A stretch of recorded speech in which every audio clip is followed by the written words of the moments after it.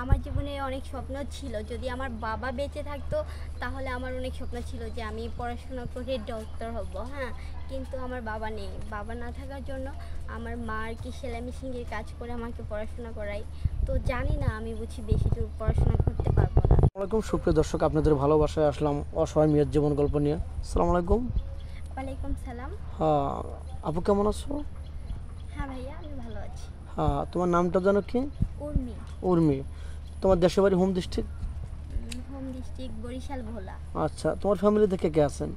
আমার ফ্যামিলিতে আছে আমার একটা বোন, আমার মা আর আমি। ও আচ্ছা। ফ্যামিলিতে তোমার দুই বোন, ভাই নেই তো? না, দুই বোনের ভিতরে কে বড়? দুই বোনের মধ্যে মানে আমি বড় আর কি। আচ্ছা, তুমি কি করছো এখন? আমি এখন পড়াশোনা করি। ও আচ্ছা, কি এসএসসি পরীক্ষা দিছো? হ্যাঁ, এসএসসি পরীক্ষা দিয়েছি। দেখে কলেজে গেছো এই তো? হ্যাঁ, আচ্ছা, তোমার পড়াশোনার খরচটা কে চালায়? তোমার সংসারে হাল কে ধরছে? আমার আম্মু। তোমার আম্মু কি করেন? আমার আম্মু সেলাই মেশিনের কাজ করে। ওটা দেখে তোমাদের ফ্যামিলি চলে? অনেক কষ্ট করে চলে আর কি। ও যাই হোক, তোমার জীবনে স্বপ্ন বা আশা কি তোমার? আমার জীবনে অনেক স্বপ্ন ছিল, যদি আমার বাবা বেঁচে থাকতো তাহলে আমার অনেক স্বপ্ন ছিল যে আমি পড়াশোনা করে ডক্টর হব। হ্যাঁ, কিন্তু আমার বাবা নেই। বাবা না থাকার জন্য আমার মা আর কি সেলাই মেশিনের কাজ করে আমাকে পড়াশোনা করায়। তো জানি না, আমি বুঝি বেশি দূর পড়াশোনা করতে পারবো না। মানে তুমি নিজে নিজে ভাবছো যে হয়তো তোমার হবে না। হ্যাঁ, এটা তোমার সফল হবে না, ইচ্ছাটা তোমার সফল হবে না, এটা তুমি বুঝতে পারতেছো, আন্দাজ করতেছো এখন নাকি? আচ্ছা, এই তোমার এই কষ্টের ভিতরে তোমার এই কথা শুনে দেশ প্রবাস থেকে। কারণ আমার একটা ভাই নাই, যদি ভাই থাকতো তাহলে বড় ভাই থাকতো, সে পড়াশোনা করতো, বাবার এটা আর কি হেল্প করতো। আচ্ছা, তোমার ভিডিও পাবলিক হচ্ছে, দেশ প্রবাস থেকে দেখছে, তোমার এই দুঃখ আত্মনাতের কথা শুনে যদি কেউ তোমাকে দায়িত্ব নেয় বা তোমাকে তোমার লক্ষ্যে পৌঁছায় দেয়, তোমার দায়িত্ব নিয়ে তোমাকে ডাক্তার ও ডক্টর বানায়, তোমার যেটা ইচ্ছা ওটা পূরণ করে, তুমি হ্যাপি না? অবশ্যই হ্যাপি। যাক, সেজুল একটু বয়স বেশি হয়, তোমার বয়স যেমন 20, তার বদল 40 হয়ে গেছে, কিন্তু মেনটা ভালো, তোমাকে আগলে রাখবে, খুশিতে রাখবে, তাহলে কি তোমার প্রবলেম আছে? দেখেন ভাইয়া, বয়স কিন্তু না। হ্যাঁ, যদি সে একটা ভালো মনের মানুষ হয়, যদি একজনের উপকারে আসে, তাহলে তো কোনো কথাই নেই। ও ঠিক আছে।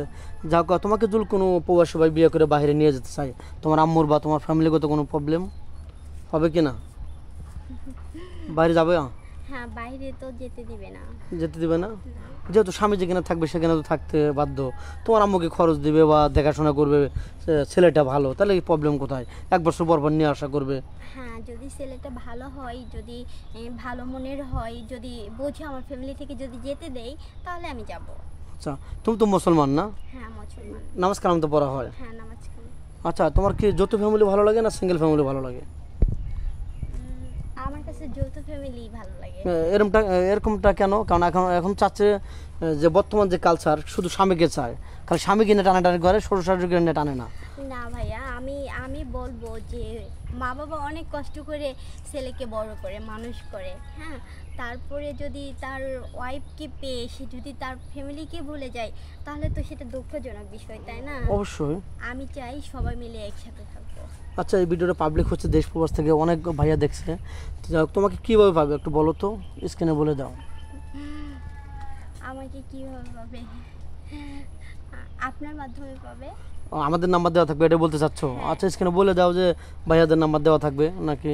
হ্যাঁ, আমার সাথে মানে কন্ট্যাক্ট করতে চাইলে, আমাকে পেতে চাইলে, তাহলে ভাইয়ের সাথে যোগাযোগ করলে আমাকে পেয়ে যাবে। মানে মেয়েটা খুবই নার্ভাস, কখনো আগে ভিডিওতে আসে নাই, তো যাই হোক, মেয়েটার কোনো ফোন নেই, মেয়েটা বোঝাতে চাচ্ছে যে আমাদের নাম্বার দেওয়া থাকবে, কেউ ভিডিও কল দেবেন না, স্ক্রিনে আমাদের নাম্বার দেওয়া থাকবে, কেউ ভিডিও কল দেবেন না, অডিও কল দেবেন, ভিডিও কল দিলে ব্লক করতে বাধ্য হবো। ভালো থাকবেন, সুস্থ থাকবেন, এই বলে শেষ করে দিচ্ছি। আল্লাহ হাফেজ।